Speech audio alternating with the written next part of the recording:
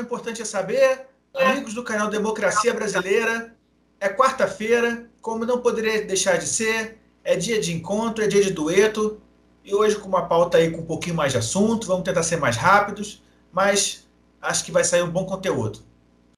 Para começar, já não perdendo tempo, até mesmo antes da apresentação do meu amigo Henrique, vamos falar um pouquinho aí sobre as pesquisas, né, que estão acontecendo no âmbito dos sites do Congresso, né, principalmente do Senado Federal, com relação à volta do voto impresso. Gente, não custa lembrar que, ao contrário do que dizem, o Brasil não é o único país do mundo com voto eletrônico, tá? Nós temos outros países, alguns estados americanos têm o voto já informatizado. Então, assim, antes que essa fake news prevaleça, eu acho que é nossa obrigação aqui deixar bem claro que não é verdade. Muitos países já adotam o voto eletrônico. E no momento que a gente vive, voltar a ter o voto impresso, o voto no papel, é um retrocesso sem tamanho. Prova disso que em 2020 o STF já se manifestou, vou trazer até aqui a fala da Suprema Corte, né, que diz que é inconstitucional a impressão do voto nas eleições. Tá? Essa medida viola o sigilo da votação. Foi o que o STF definiu no ano passado.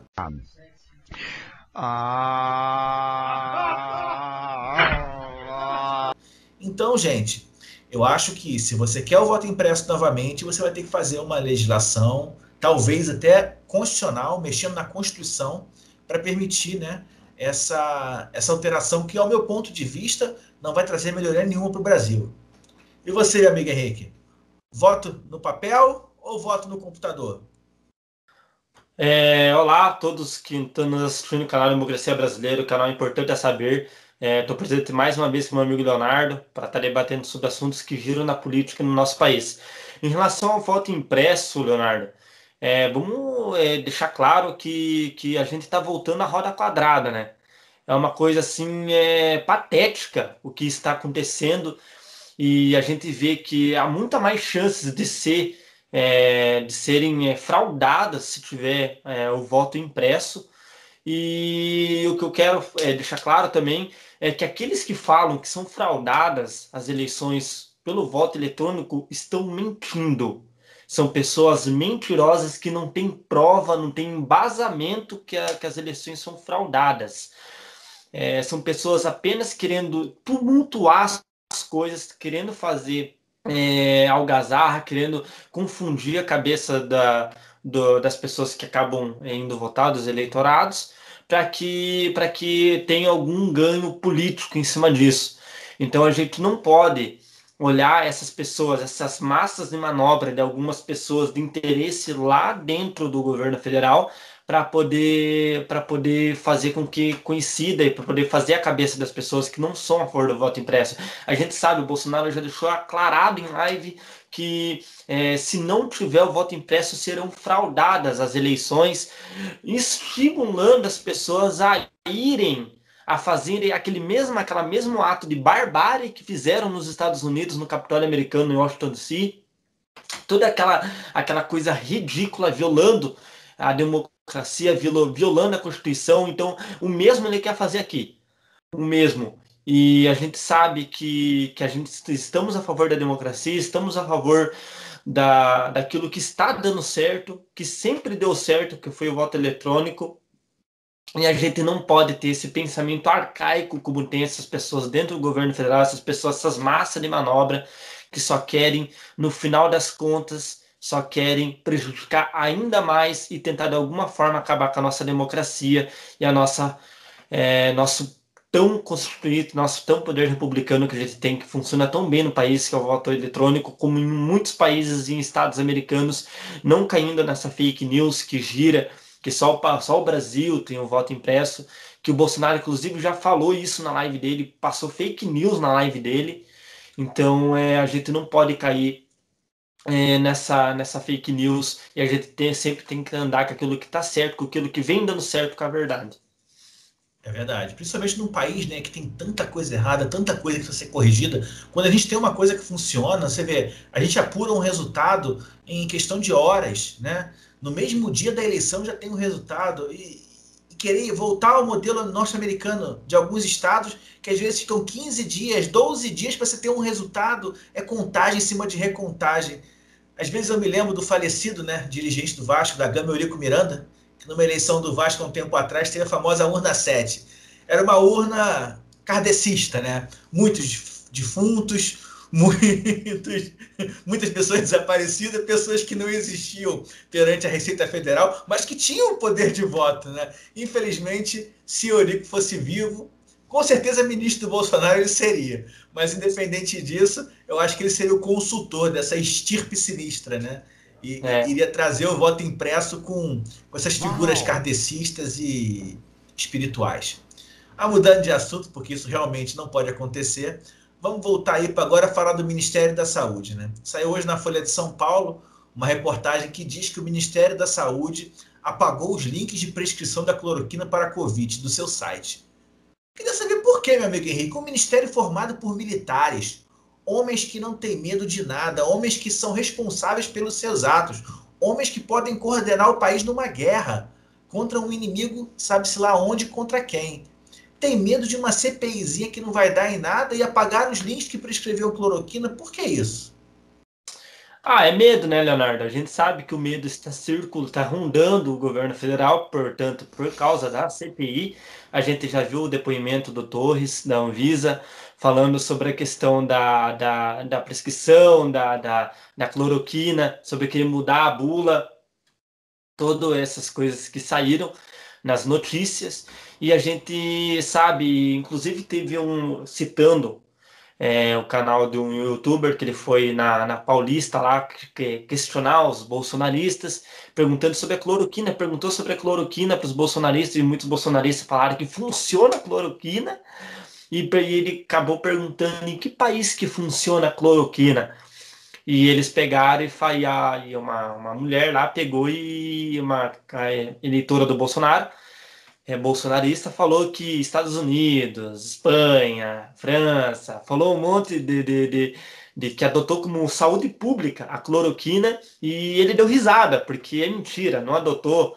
Eles são embasados em fake news, eles são delírio, muitos deles têm problemas mentais, eles deliram, acho que tem que tratar isso, né? Muitos deles acabam delirando ali, achando que aquilo é verdade absoluta. A mentira, muitos têm como base o WhatsApp, todos, a maioria, eu acho, bastante deles embaseiam em WhatsApp, em correntes do WhatsApp, e aquilo torna-se verdade, que é extremamente mentira, extremamente fake news, e eles acabam embasando isso como verdade. O problema disso é que eles repassam isso para as pessoas.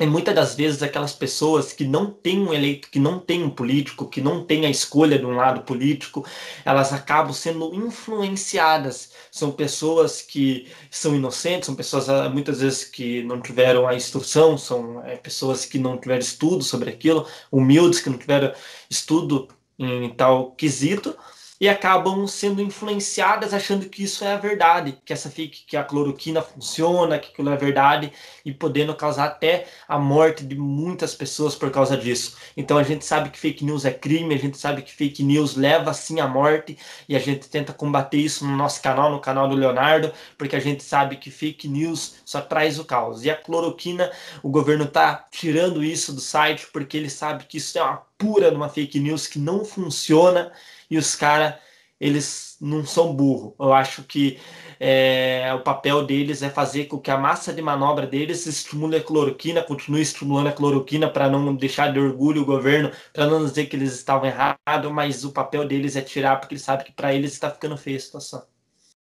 Verdade. E agora, além dos comprimidos de cloroquina, já falam em nebulização de cloroquina, né? Com cloroquina, ou seja, para piorar ainda mais, né? Não basta difundir a fake news, tem que aumentar e piorar cada vez mais.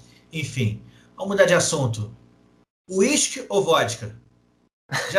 Já bebeu no trabalho? Fala um pouquinho aí pra gente. Ciente, Cavalho. Já avisei que vai dar merda isso. Nascimento, ordens são ordens. Já teve alguma festinha que você bebeu no trabalho, não? Olha, eu não sei, já entrando no assunto, falando sobre a CPI de hoje, sobre os assuntos que gera a CPI, teve o Braga Neto falando sobre o ministro da Defesa, falando sobre, sendo depoimento na CPI. Eu acho que vamos colocar Estela, que mais Heineken, Eisenbahn, porque, brincadeiras à parte, querendo falar que o deputado Kim Kataguiri fez certas críticas ao Braga Neto, ao ministro da Defesa, em relação aos gastos feitos pelo Exército e as mais de 2.000 festas feitas pelo Exército com mais de 1.000 pessoas, que ele não quis falar sobre isso, falando que não tem informações sobre isso, das 1.000 pessoas, e sobre a questão das bebidas alcoólicas gastadas com dinheiro que o Exército pagou ali, que teve dinheiro vindo no Ministério, tudo em relação ao dinheiro gasto nessas bebidas, e ele terminou falando para o deputado federal, isso você pode conferir até no canal do deputado, no final ele quis deixar falando ali que ele recomendou para o pessoal do Exército não fazer mais isso em diante, ou seja, eles gastam dinheiro com coisas que não se deve gastar, gastam um dinheiro brutal em relação a isso e só fala, não vamos mais gastar, eu recomendei não fazer mais isso. Mas o que adianta se já gastou? O que adianta se isso já prejudicou de alguma forma a sociedade? É muito triste o que está acontecendo. Ele foi questionado também sobre ele não ter falado em tal dia lá que não tinha leitos vagos, e tinha. O deputado acabou apresentando um documento que ele mesmo, Braga Neto, enviou ao Ministério, falando sobre a questão de os leitos estarem vagos, e ele pegou e no dia seguinte enviou um documento falando que ao mesmo tempo tinha vários outros estados que estavam com 0%, estavam vagos. Então ele acabou de uma forma ou outra, na visão do deputado, mentindo, acabando escondendo aquilo que ele mesmo falou em relação a um dia antes. Então é isso aí, o governo tentando passar pano, o governo está tentando de todas as formas não esconder das pessoas a realidade, mas a gente sabe que isso está ficando cada vez mais inevitável, Leonardo. É verdade. Até entrando nessa questão da CPI, já até para encerrar minha participação aqui, depois passo a bola para você comentar e encerrar também, a gente está tendo algumas evoluções aí, né? Principalmente com o depoimento do diretor da Anvisa, né? Que confirmou o que o Luiz Henrique Mandetta já tinha falado no livro dele, né? Que o Bolsonaro quis mudar a bula da cloroquina via decreto, que é um absurdo, né? Não é mentira. Prova disso que foi confirmada agora a informação, né? Hoje a gente teve aí o ex-secretário de comunicação do governo mentindo na CPI, motivo pelo qual o próprio relator, né, que é o Renan Calheiros, pediu a prisão dele. Por sua vez, o presidente da comissão, até evitando transformá-lo em mártir, preferiu oficiar o Ministério Público Federal para apurar a prática de falso testemunho.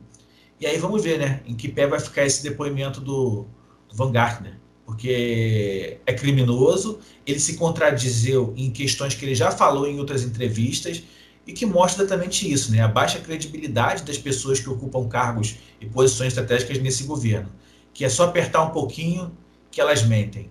E prova disso foi o nosso secretário de comunicação hoje.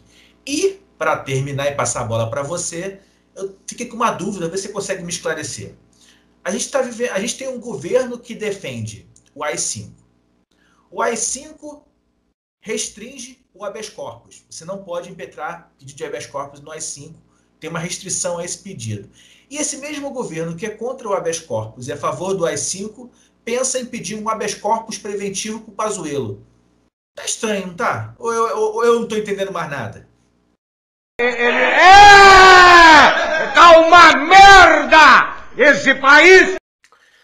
Olha, é muito contraditório, né, Leonardo? Eles são muito contraditórios. A gente sabe que esse governo ele não fala lé com cré. A gente sabe que esse governo é um governo que se diz liberal, mas ao mesmo tempo não é liberal. É um governo que se diz conservador, mas o próprio presidente casou 3 vezes. A gente sabe que eles são muito contraditórios nessa questão.